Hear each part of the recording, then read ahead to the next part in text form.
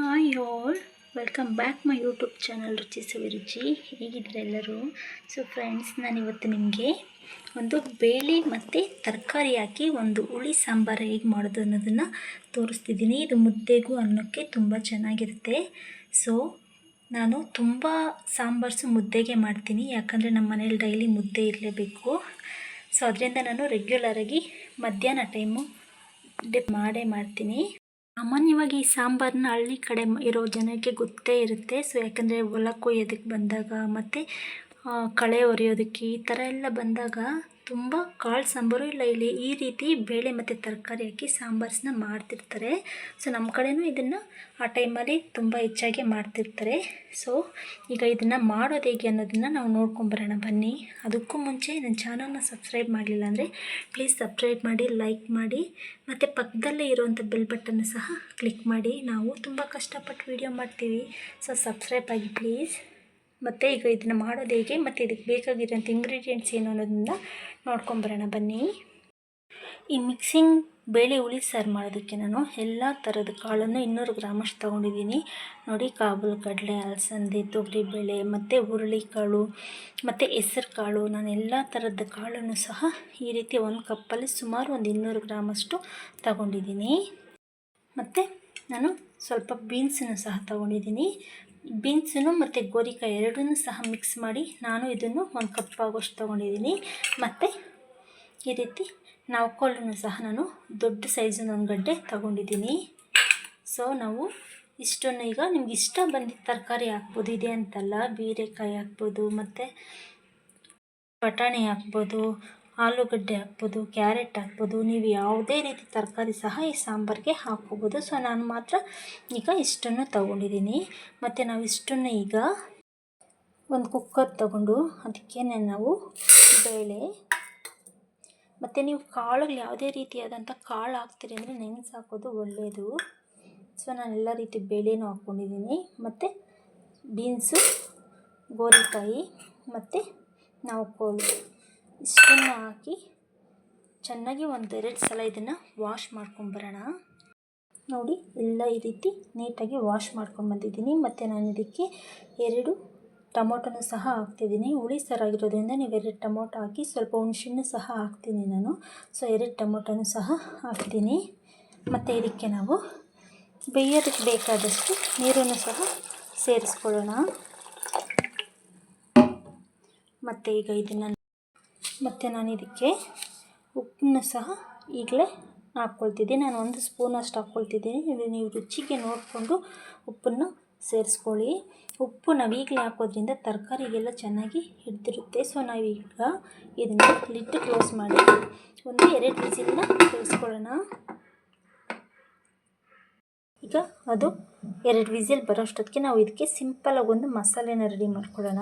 ನಾವು ಒಂದು mixie jar ತೊಗೊಂಡು ಅದಕ್ಕೆ 1 ಗಡ್ಡೆ ಆಗೋಷ್ಟು ಈರುಳ್ಳಿ ಮತ್ತು ಚಿಕ್ಕ ಸೈಜಿನ 1 ಗಡ್ಡೆ ಆಗೋಷ್ಟು ಬೆಳ್ಳುಳ್ಳಿ ಮತ್ತು ಸ್ವಲ್ಪ ಕೊತ್ತಂಬರಿ ಮತ್ತು ಒಂದು ಚಿಕ್ಕ ಸೈಜಿನ ನಿಂಬೆಹಣ್ಣಿನ ಗಾತ್ರದಷ್ಟು ಹುಣಸೆಹಣ್ಣನ್ನು, ನಾವು 2 ಟೊಮೊಟೊ ಹಾಕಿರೋದ್ರಿಂದ ನೀವು ಹುಣಸೆಹಣ್ಣನ್ನು ಸ್ವಲ್ಪ ಹಾಕ್ಕೊಂಡ್ರೆ ಸಾಕು. ಸುಮಾರು ನಾನೊಂದು 5-6 ಜನಕ್ಕೆ ಆಗೋಷ್ಟು ಮಾಡ್ತಿರೋದು ಸಾಂಬಾರು. ಸೊ ನೀವು ನೋಡಿಕೊಂಡು ಹುಳಿನ ಸೇರಿಸ್ಕೊಳ್ಳಿ. ನೀವು ಟೊಮೊಟೊ 3 ಅಥವಾ 3 ಹಾಕಿದ್ದೀವಿ ಅಂದರೆ, ಹುಣಸೆಹಣ್ಣು ಹಾಕಲ್ಲ ಅಂದರೆ ನೀವು ಟೊಮೊಟೊನ 3 ಸಹ ಹಾಕ್ಕೋಬೋದು. ಮತ್ತು ಅರ್ಧ ಟೀ ಸ್ಪೂನಷ್ಟು ಜೀರಿಗೆ ಮತ್ತು ನಾನು 1.5 ಟೇಬಲ್ ಸ್ಪೂನಷ್ಟು ಸಾಂಬಾರು ಪುಡಿನ ಹಾಕ್ತಿದ್ದೀನಿ. ಇದು ಮನೇಲೇ ಮಾಡಿರೋ ಸಾಂಬಾರು ಪುಡಿ. ನೀವು ಅಂಗಡೀಲಿ ತಂದಿರೋದಾದರೆ MTR ಯೂಸ್ ಮಾಡಿ, ಚೆನ್ನಾಗಿರುತ್ತೆ. ಮತ್ತು ಶಕ್ತಿ ಅಂತ ಬರುತ್ತೆ, ಆ ಸಾಂಬಾರು ಪುಡಿನೂ ಚೆನ್ನಾಗಿರುತ್ತೆ. ಸೊ ನೀವು ಬೇರೆ ಅಂಗಡಿಯಲ್ಲಿ ತರೋ ಸಾಂಬಾರು ಪುಡಿ ಆದರೆ ಸ್ವಲ್ಪ ಚಿಲ್ಲಿ ಪೌಡ್ರನ್ನ ಸೇರಿಸ್ಕೋಬೇಕಾಗುತ್ತೆ. ನಿಮಗೆ ಖಾರ ಸಾಲಿಲ್ಲ ಅಂದರೆ, ನಾವು ಮನೇಲಿ ಮಾಡಿರೋದ್ರಿಂದ ನಮ್ಗೆ ಯಾವುದೇ ರೀತಿ ಚಿಲ್ಲಿ ಪೌಡ್ರ್ ಬೇಡ, ನಮಗೆ ಈ ಸಾಂಬಾರು ಪುಡಿನೇ ಸಾಕಾಗುತ್ತೆ. ಇದನ್ನು ಸಹ ನಾನು 1.5 ಟೇಬಲ್ ಸ್ಪೂನಷ್ಟು ಸೇರಿಸ್ಕೊಂಡಿದ್ದೀನಿ. ಮತ್ತು ಕೊಬ್ಬರಿನೂ ಸಹ ಸೇರಿಸ್ಕೊಂಡಿದ್ದೀನಿ. ನಿಮಗೆ ಕೊಬ್ಬರಿ ಹಾಕೋ ವೀಡಿಯೋ ಸ್ಕಿಪ್ ಆಗಿದೆ. ಸೊ ಇದಕ್ಕೆ ಕೊಬ್ಬರಿ ಸಹ ಸೇರಿಸ್ಕೊಳ್ಳಿ. ನಾವೀಗ ಇದಕ್ಕೆ ನಾವು ಬೇಯಿಸೋದಕ್ಕೆ ಹಾಕ್ಕೊಂಡಿದ್ವಲ್ಲ 2 ಟೊಮೊಟೊನೂ ಸಹ ಸೇರಿಸ್ಕೊಳ್ಳಿ. ಮತ್ತು 1 ಚೌಟಷ್ಟು ನಾವು ಎಲ್ಲ ರೀತಿ ಬೇಳೆನೂ ಬೇಯಿಸ್ಕೊಂಡಿದ್ದೀವಲ್ಲ ಅದನ್ನು ಸಹ 1 ಸ್ಪೂನಷ್ಟು ಇದಕ್ಕೆ ಆ್ಯಡ್ ಮಾಡ್ಕೊಳ್ಳಿ. ಸೊ ನಾವೀಗ ಇಷ್ಟನ್ನು ಆ್ಯಡ್ ಮಾಡಿಕೊಂಡು ಇದಕ್ಕೆ ಸ್ವಲ್ಪ ನೀರನ್ನು ಸಹ ಸೇರಿಸಿ ಇದನ್ನು ರುಬ್ಕೊಂಡು ಬರೋಣ.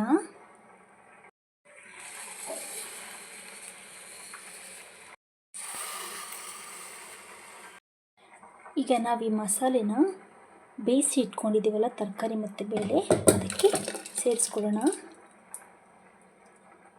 ಮತ್ತು ಮಿಕ್ಸಿ ಜಾರಲ್ಲಿರೋ ಮಸಾಲೆಗೆ ಸ್ವಲ್ಪ ನೀರನ್ನು ಸಹ ಸೇರಿಸ್ಕೊಂಡು ಇದಕ್ಕೆ ಆ್ಯಡ್ ಮಾಡ್ತಿದ್ದೀನಿ. ನೀವು ಯಾವುದೇ ರೀತಿ ಮಸಾಲೆನ ವೇಸ್ಟ್ ಮಾಡೋದಕ್ಕೆ ಹೋಗಬೇಡಿ. ಸೊ ಇಷ್ಟು ನೀರಾದರೆ ಸಾಕಾಗುತ್ತೆ ನಮಗೆ. ನಾನು ಬೇಯೋದಕ್ಕೆ ಕರೆಕ್ಟಾಗಿ ನೀರು ಇಟ್ಟಿರೋದ್ರಿಂದ ನನಗೆ ಯಾವುದೇ ರೀತಿ ಎಕ್ಸ್ಟ್ರಾ ನೀರು ಬೇಕಾಗಲ್ಲ.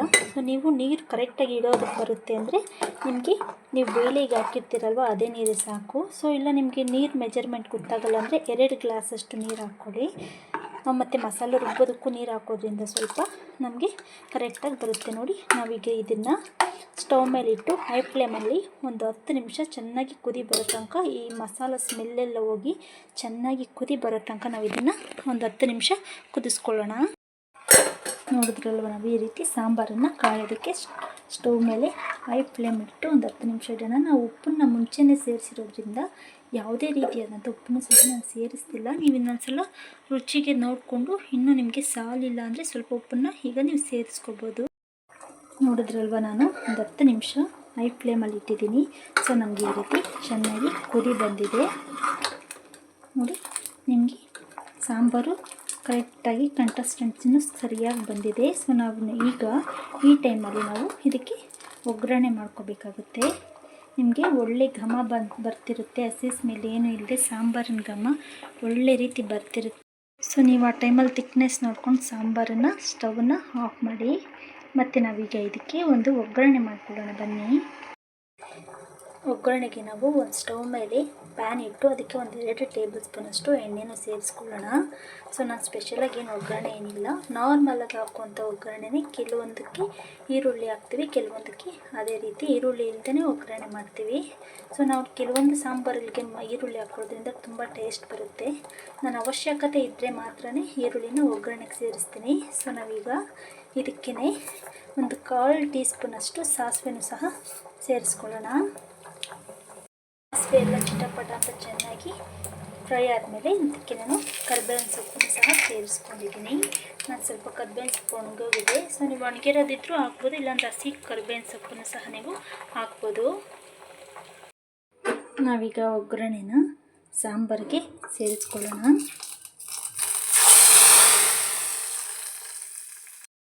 ನೋಡಿ, ಈ ರೀತಿ ಸೇರಿಸ್ಕೊಂಡು ಒಂದ್ಸಲ ಚೆನ್ನಾಗಿ ನೀವು ಮಿಕ್ಸ್ ಮಾಡಿದ್ರೆ ನಿಮಗೆ ತರಕಾರಿ ಮತ್ತು ಮಿಕ್ಸ್ಡ್ ಬೇಳೆ ಹುಳಿ ಸಾಂಬಾರು ರೆಡಿ ಆಗುತ್ತೆ.